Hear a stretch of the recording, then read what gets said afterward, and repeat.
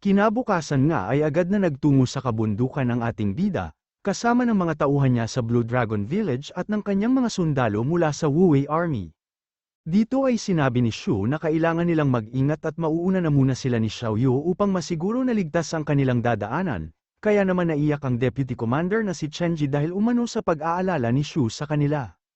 Dahil naman sa inip ni Shu sa kanilang paglalakad ay tinanong niya si Xiaoyu kung gaano pa ba kalayo ang kanilang destinasyon, at sinabi nga ni Xiaoyu na kailangan pa nilang maglakad ng 2 araw. Kaya naman napabuntong hininga na lang si Shu at tinanong kung sigurado ba si Xiaoyu na hindi sila naliligaw. Ilang sandali pa ay sinabi ni Shu sa kanyang mga tauhan na nakakainip ang paglalakad nila, kaya naman nais niyang turuan ang mga ito ng awitin, para naman daw mawala ang inip at pagod nila.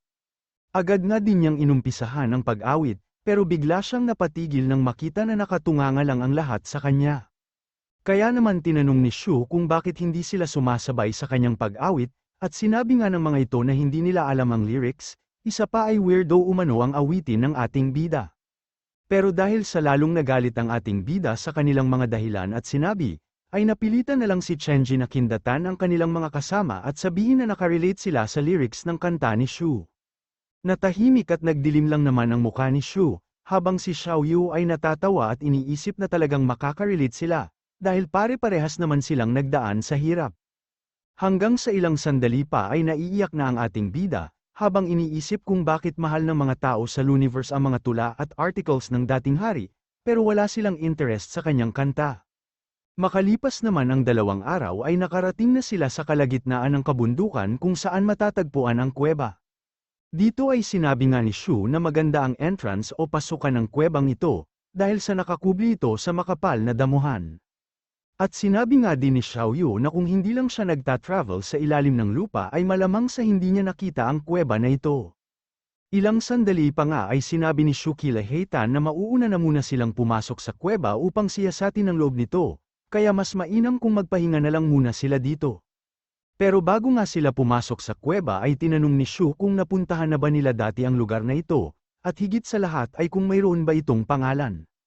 Pero sinabi lang naman ni Heitan na walang taong nasa tamang pag-iisip ang magtutungo sa lugar na ito, kaya wala din daw pangalan ang lugar.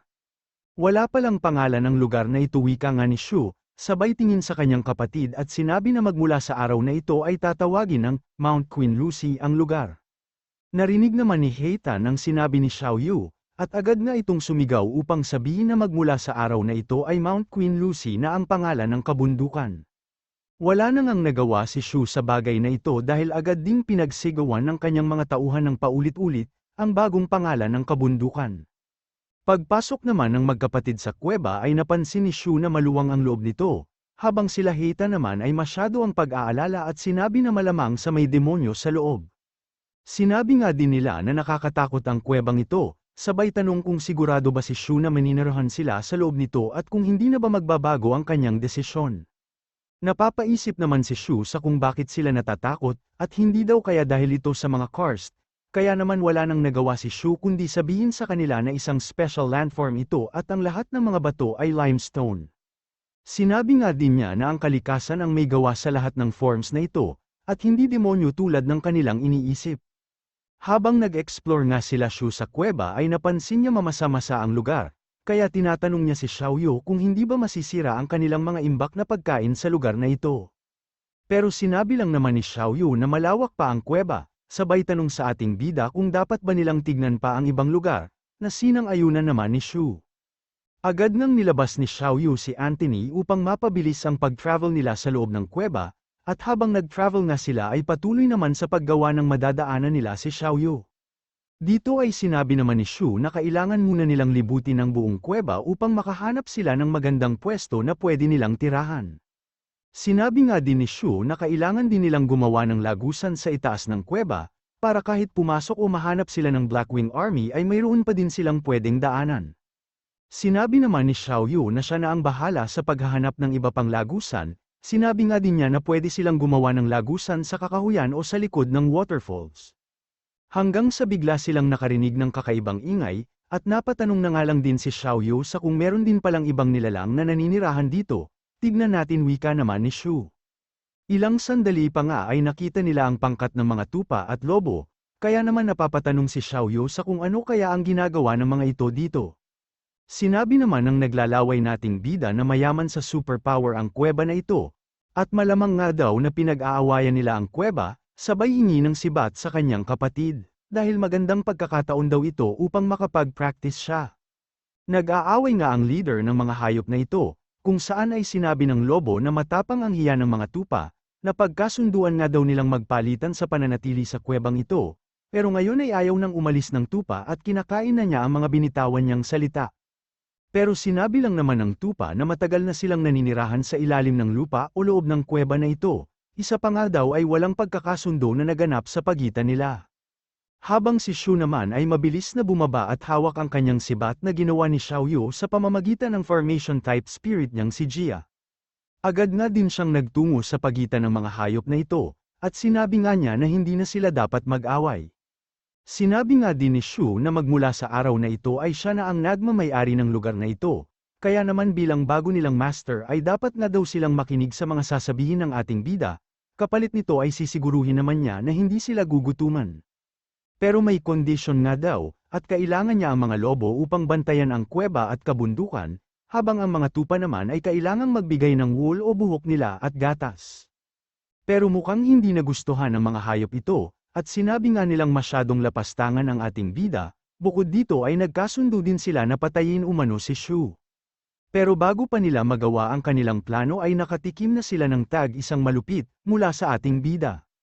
Naputol nga ang sungay ng tupa, habang ang lobo naman ay nakalbo ang tak-tak, at matapos nga silang magbigay ng negative points, ay na-realize ni Shu na mga F-rank ang leader ng mga hayop na ito, at dahil nga daw may utak sila ng katulad sa kanilang squirrel, ay mapapakinabangan niya ang mga ito. Muli nga ay tinanong ni Shu kung payag ba sila sa sinabi niya o hindi, pero masyado naman ang galit ng mga ito at sinabi na hindi sila papayag. Sinabi nga din ng mga ito na kailangan nilang ipaghigante ang kanilang mga leader. Sabay-sabay ngang umalulong ang mga ito, at dito ay sinabi ni Shu na alam niyang kailangan pa din talaga niyang kumbinsihin ang mga ito, ng puwersahan. Nakatikim nga ng iisa ang mga ito mula sa ating bida, pero hindi pa din naman nadala ang isang lobo na ito kaya muli ay tinamaan siya sa tak-tak. Matapos ng bitbitin at itambak ni Shu ang ibang tupa at lobo, ay iniisip ng mga ito na kakaiba umano siya at mas malakas sa kanila, kaya naman nais na sana nilang makipagkasundo sa ating bida. Pero bigla silang naasar sa tingin at mukha ng ating bida, kaya naman sinabi nila na mas mainam kung isang tabi na lang muna nila ang kanilang away, upang patayin muna si Shu. Agad nga ding sumugod ang dalawang hayop na ito sa ating bida, kaya naman pinaikot ni Shu ang kanyang sibat. Matapos namang makalapit ang lobo sa ating bida, ay biglang nagbago ang isip nito. Nagkunwari na nga lang siyang masakit ang kanyang binti sabay sabi sa tupa na mauna na siyang umatake. Pero hindi sumagot ang tupa kaya naman tinignan at tinanong niya ito, at nakita nga niya na pinutol din ni Xiaoyu ang isa pang sungay ng tupa. Matapos nga nito ay wala na silang nagawa, at napaamo nga ng magkapatid ang mga hayop na ito ng puwersahan. Ilang sandali pa ang nakalipas sa labas ng kuweba ay nag-aalala na sila Chenji sa ating bida. Ayon na sa kanya ay isang oras na magmula nang pumasok sila dito, sabay tanong kung hindi daw kaya nakuha na ng mga demonyo ang magkapatid. Pero sinabi nga daw ni Shu na walang demonyo sa loob, kaya hindi nga daw kailangang mag-alala ni Chenji. Sinabi nga din ni Heita na ang demonyo ang dapat mag-ingat sa ating bida. Ilang sandali pa nga ay nakita nila ang mga silawit na ito, kaya naman sinabi ni Chenji na may mga halimaw at kailangan nilang maghanda, pero sinabi naman ni Heita na nagkakamalis siya. Dahil ang mga nakasakay nga daw sa lobo ay ang magkapatid na boss nila. Pagbaba nga ng magkapatid ay sinabi ni Shu na nakabalik na sila. Sunod ay inutusan niya ang lobo na bumalik na din, basta huwag kakalimutan ang kanilang usapan. Sa pag-alis nga ng mga ito ay hindi makapaniwala si Chenji, at sinabi nga ni Shu na tutulong ang mga lobo upang maghanap ng kanilang pagkain at bukod nga daw dito ay mayroon pang mga tupa o tinatawag nilang barrels na magbibigay naman ng gatas. Na-shock nga si Chenji sa kanyang narinig, at ayon nga sa kanya ay stage 4 ang mga leader ng hayop na ito at mas asama ang ugali, habang si Heita naman ay masyado ang tuwa dahil pwede na silang magkaroon ng ibang pagkain at hindi na puro mani. Makalipas naman ng ilang oras ay naumpisahan na nila ang pag-aayos at pagtatayo ng mga bahay sa isang parte ng kuweba. Pero biglang nakakita si Shu ng mga pulgas sa katawan ng mga sundalo, Kaya naman masyado ang galit ng ating bida sa kanilang kadugyutan, inutusan nga niyang maligo at maglinis ng katawan ng mga ito, pero kung hindi nga daw sila susunod sa ating bida at papanatilihin na malinis ang kanilang katawan, ay siguradong kapun ang abot nila. Makalipas naman ang 2 linggo ay nagawa na din sila ng bukid at taniman sa loob ng kuweba, bukod dito ay nagmumuka ng nayon o campsite ang kuweba dahil may training ground na din. Siyempre malinis na din ang mga sundalo at tauhan ng ating bida, kaya naman binati siya ni Xiaoyu dahil natapos na umano nila ang unang hakbang para maging maayos ang pamumuhay nila dito. Pero mukhang hindi nga daw masaya ang ating bida kaya naman tinatanong ni Xiaoyu kung ano ang problema, at iniisip nga daw ng ating bida kung paano niya matrain ang mga sundalo nila. Sinabi nga niya na masagwa ang teamwork ng mga ito, pero wala naman daw expert sa pagtuturo sa kanila, kaya naman wala siyang alam na pwedeng ituro sa mga sundalo.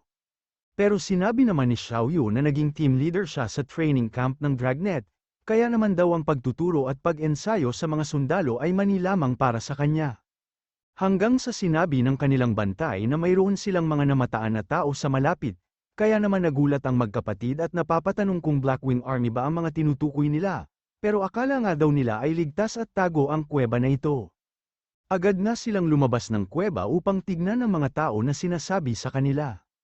At habang patungo sila sa mga tao ay tinanong ni Shu kung mga Blackwing Army ba ang tinutukoy nila, pero hindi naman daw wika ni Heitan. Sinabi nga din niya na nasa mahigit 50 ang mga tao na tinutukoy nila, at walang kahit isa na cultivator sa kanila. Sinabi nga daw ng mga taong tinutukoy nila na nagmula sila sa south at nagtungo sa lugar na ito upang makaiwas sa digmaan, mukhang gutom na nga din daw ang mga tao na yon, pero tinatanggihan nila ang mga pagkain at tubig na binibigay nila Heitan. Iniisip naman ni Shu na madadagdagan na naman ang mga kailangan nilang pakainin kung mga pangkaraniwang tao lamang sila. Iniisip nga din niya na hindi nila pwedeng paalisin ang mga ito dahil pwedeng ma-expose o machismis nila sa iba ang pinagtataguan nila Shu. Hanggang sa bigla niyang narinig ang isa sa mga tinutukoy ni Heitan na sumisigaw at nagmamakaawa, nais nga lang daw nilang maligtas ang kanilang mga buhay, at nagkataon lang na napadaan sila sa lugar na ito. Pero sinabi naman ng isang tauhan ni Shu na manahimik na muna sila, dahil ang kanilang commander lamang ang tanging makakapagdesisyon kung makakaalis pa ba sila sa lugar na ito o hindi. At ilang sandali pa nga ay nakarating na sila sa lokasyon ng mga ito, at nang sabihin ni Heitan na ito ang mga taong nahuli nila ay agad na lumingon si Zhang, habang si Shu naman ay hindi makapaniwala at natahimik na lang. Hanggang sa nanginginig-nginig pang tumayo sa gutom si Zhang at sinabing ikaw, kasabay ng ating bida at pagkain ni Xiaoyu ng pakwan. Muli ngang naupo si Zhang at natatawa na lang siya, habang sinasabi na kailan lang nung huli silang magkita, pero bigla na daw naging commander ang ating bida, sabay tanong sa kung paano siya naging commander. Pero tinanong lang din naman ni Shu kung bakit siya nandito, akala nga daw niya ay nagtatago sila Zhang sa isang ligtas at tagong kuweba. Sinabi naman ni Zhang na wag nang banggitin ng ating bida ang patungkol dito, dahil masyado umanong seryoso sa paghahanap ang mga Blackwing Army kaya nakita ang kuweba na pinagtataguan nila. Kung hindi nga lang daw sila nakaramdam o nakaalis kaagad ay malamang sa patay na silang lahat ngayon, sabay sabi na hindi pa sinasagot ng ating bida ang kanyang tanong, at iniisip na din na alipin lang naman si Shu, kaya paano daw kaya siya naging commander. Tinanong naman ni Shu kung naaalala pa ba ni Zhang ang payo niya sa ating bida na sumali sa Wuwei Army, oo at ano naman ang nangyari wika naman ni Zhang. At sinabi nga ng ating bida na imbis na sumali siya sa Wuwei Army, ay tinanggap na lang niya ang mga ito upang maging sundalo niya, at pamunuan sila. Sumakit nga ang ulo ni Zhang sa sinabi ni Shu, dahil ang payo niya lang naman ay sumali siya sa Wuwei Army upang makakuha ng recommendation letter, hindi ariin ang buong Wuwei Army. Sinabi naman ni Shu na anumang oras ay pwede na siyang gumawa ng recommendation letter para sa kanyang sarili, at sinabi nga ni Xiaoyu na hindi man nangyari ang orihinal na plano nila, ay parehas pa din naman ang naging resulta, at yun nga ay ang pagkakaroon ng recommendation letter ni Shu. Pero hindi nga daw yun ang nais ni Zhang nang payuhan niya ang ating bida na magtungo sa Wuwei Army, sinabi nga din ito na hindi niya nais na makontrol ng ating bida ang isang pangkat ng sundalo sa Luniverse. Kung may kapabilidad daw talaga ang ating bida ay mas mainam kung nagtungo na lang sana siya sa Royal Capital, at sinabi naman ni Shu na magtutungo pa din siya ng Royal Capital, dahil dun nga daw matatagpuan ang Sword Pavilion.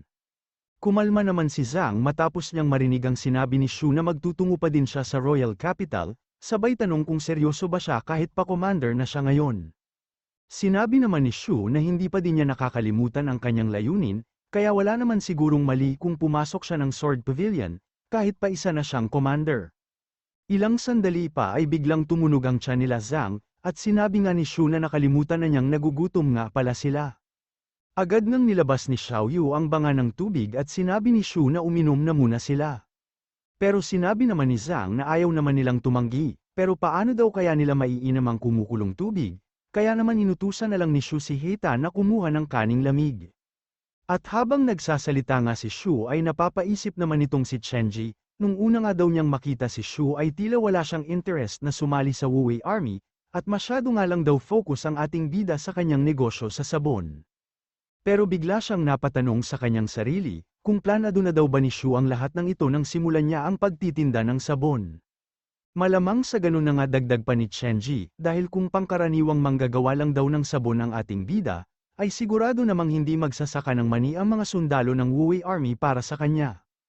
At ang pagsasaka nga nila ng mani para sa ating bida ang naging dahilan kung bakit buhay pa din sila hanggang ngayon, kaya muli ay napapatanong si Chenji kung lahat ba talaga ito ay plano ni Shu. Malamang nga daw na ang lahat ng nangyari ay planado na ng ating bida, kaya naman masyado niyang hinahangaan ang galing ni Shu sa pagpaplano, at sinabi na hindi pangkaraniwang tao ang kanilang commander. Masyado nga din ang titig nito sa ating bida, kaya naman napapaisip si Shu sa kung bakit ganun siya tignan ni Chenji. Habang kumakain naman sila Zhang ay napapatanong ang kanyang kasama sa kung sino daw ba ang ating bida, at kung mapagkakatiwalaan ba siya. Dito ay sinabi ni Zhang na siya ang binabanggit o kwento niya sa kanila dati, na magaling at talentado sa paggamit ng espada. Pero sinabi nga daw ni Zhang sa kanila na baguhan o nag-uumpisa pa lang si Shu sa kanyang cultivation, isa pa ay sinabi din daw ni Zhang na isa siyang alipin na tumakas sa kanyang master, kaya paano daw siyang naging commander. Pero sinabi lang naman ni Zhang na maganda ang kanilang katanungan, habang iniisip kung paanong naging commander ang isang alipin na may marka sa puwet, ngayon nga lang daw siya nakatagpo ng kasing alamat ng ating bida. At sinabi nga niya na maging siya ay nais niyang malaman ang kasagutan sa kanilang mga tanong, at habang nakatingin na sila kay Shu ay naglabas naman ng upuan si Xiaoyu. Pag-upo nga ng magkapatid ay tinanong ni Shu kung saan na magtutungo ngayon sila Zhang, pero nanatili lang naman silang tahimik at walang naisagot sa ating bida. Hanggang sa ilang sandali pa ay sinabi ni Zhang na alam nilang mapanganib kahit saan ngayon, pero kailangan nga daw nilang magtungo sa norte upang makapunta ng South Capital. Iniisip naman ni Shu na hanggang ngayon ay ayaw pa ding sabihin ni Zhang ang katotohanan, nasa 60,000 kilometer nga daw ang layo ng South Capital mula sa kasalukuyan nilang lokasyon, kaya naman siguradong mamamatay na sila sa gutom bago pa makarating ng South Capital. Tinanong na nga lang ni Shu kung kamusta na ang mga nagaganap na labanan sa kapatagan, at sinabi nga ni Zhang na sa kasalukuyan ay nasakop na ng Blackwing Army ang Nangang, Yunnan at Guanlia, malamang nga daw na naghahanda na din ang Blackwing Army upang atakihin ang Sunset Pass.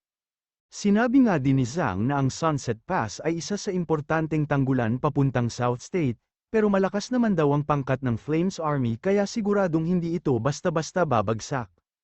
Pero kung nais nga din daw sakupin ng Blackwing Army ang lugar na ito, ay siguradong gagawa sila ng ibang paraan. Gumawa nga siya ng mapa ng lugar sa lupa, at dito ay sinabi niya na ang Guangliao, Nangang at Yunnan ay patungo ng norte, at kung ito nga daw ang napiling tahakin ng Blackwing Army ay kailangan pa din nilang sakupin ang Weibei Pass. Pero sa pagkakaalam naman daw ni Shu ay hindi din basta-basta mapapabagsak ng Blackwing Army ang Weibei Pass. Ang alam nga din daw niya ay tulad ito ng Sunset Pass, at nakaposisyon umano ang mga ito sa importanteng lokasyon upang depensahan ang South State. Ganun na nga wika naman ni Zhang, kaya tinanong ni Shu kung ano sa tingin ni Zhang ang gagawin o tatahaking direksyon ng Blackwing Army. Dito ay sinabi ni Zhang na 3 taon ang naghahanda ang Blackwing Army sa pagsalakay na ito, at malamang nga daw na may mas malaki pang plano ang Blackwing Army, kaya hindi imposible na atakihin nila ng sabay ang Weibei at Sunset Pass. Nagulat naman si Shu sa sinabi ni Zhang at napapatanong siya kung sigurado ba talaga si Zhang, masyado nga daw matapang ang Blackwing Army kung sabay nilang atakihin ang Sunset at Weibei Pass, sabay tanong kung sa tingin ba ni Zhang ay magtutungo din ng Blackwing Army sa lugar na ito.